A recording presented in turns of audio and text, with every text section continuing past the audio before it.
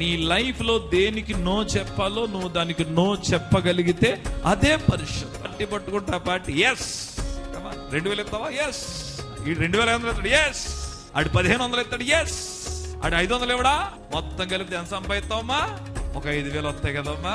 మీరు వాళ్ళకి టోపీ పెడతలేదమ్మా, వాళ్ళు పెడుతున్నారు మీకు పెద్ద టోపీ. ఎవరన్నా చెప్పగలరా నో అనే బోర్డు చెప్పగలరా? ఈ డబ్బు తీసుకొని నన్ను నేను ఎందుకు ఏ సావులు అమ్ముకోవాలి? అసలు మన మందుల్లో ఎవరైనా ఉన్నారా డబ్బు తీసుకోకుండా ఓటేసామన్న సాక్ష్యం ఎవరికైనా ఉందా ఇక్కడ? Only 2%, only 2, 3. What about others? No brother, 500 plus 1500 plus 2000 plus 2500 మొత్తం 4500. ఇంటికి ఇద్దరు చొప్పున 9000 రూపాయలు వస్తుంటే ఎవడండి వదులుకోనేది? No చెప్పో, no చెప్పో.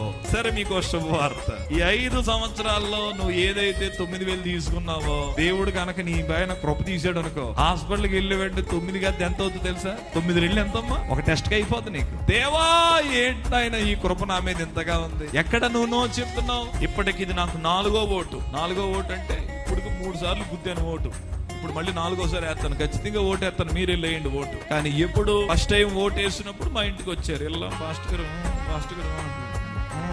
అన్నాను, రెండోసారి అన్నాడు, అన్నాను, మూడోసారి మేము అయిపోయి. మనం ఏం చేస్తున్నాం?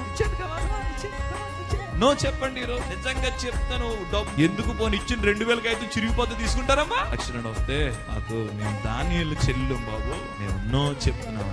ఏమో దేవుడు అన్ని 5 కోట్ల మంది ఉన్నారు ఆంధ్రప్రదేశ్ లో. 5 కోట్ల మందిలో కనీసం ఒక 3 కోట్ల మంది ఓట్లు వేసిన దేవుడు అనుకుంటాడేమో, ఈ ఓట్లన్నీ సైకిల్కి వెళ్ళినాయా, ఫ్యాన్కి వెళ్ళినాయా, మరి దానికి వెళ్ళి నాకెందుకు కానీ ఇన్ని ఓట్లు, ఒక ఓటు డబ్బులు తీసుకోకుండా వేసింది, ఈ ఓటు నాకు నచ్చిందని దేవుడు నీ కొరకు సాక్ష్యం ఇవ్వాలి.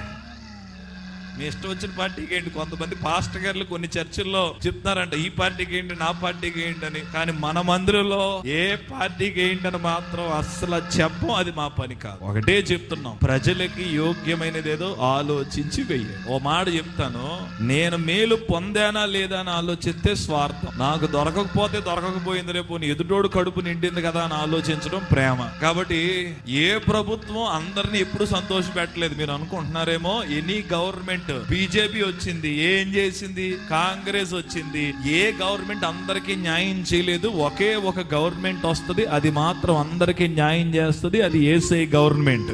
ఈ లోపల ఉన్న గవర్నమెంట్లు కొంతమందికి చేస్తాయి, కొంతమందికి చెయ్యవు. ఎందుకు? ఈ గవర్నమెంట్ మాకు ఏమి ఇచ్చింది, నాకు ఏమి ఇవ్వలేదు. మరి ఇప్పుడు నేను ఇలా చేసి ఎట్లా ఉంటుంది? పాస్టర్కి 5000 వెళ్ళి అంటే 5 కూడా రాలేదు నాకు. ఇప్పుడు ఎవరో పాస్టర్ గారు వచ్చారు, నాకు నెల 5000 వేసారండి అన్న చెప్పాడు నాతో ఒక ఆయన. అప్పుడు నేనేమనుకోవాలి? ఈ గవర్నమెంట్ నాశనం అయిపోవాలి, నాకు ఇవ్వలేదు అని నేను అనుకోవాలా? అప్పుడు నేనేమనుకున్నాను తెలిసిన, ఓన్లే నాకు రాబోరాయింది, ఆయనకు వచ్చిందనగా సంతోషం. మీరు సంతోషంగా ఉన్నారా? సంతోషం. ఈ ఐడియాలజీతో ఓటేయండి అమ్మా. బాగా ఆలోచించండి, ఎట్లా పడతాడు లేకండి.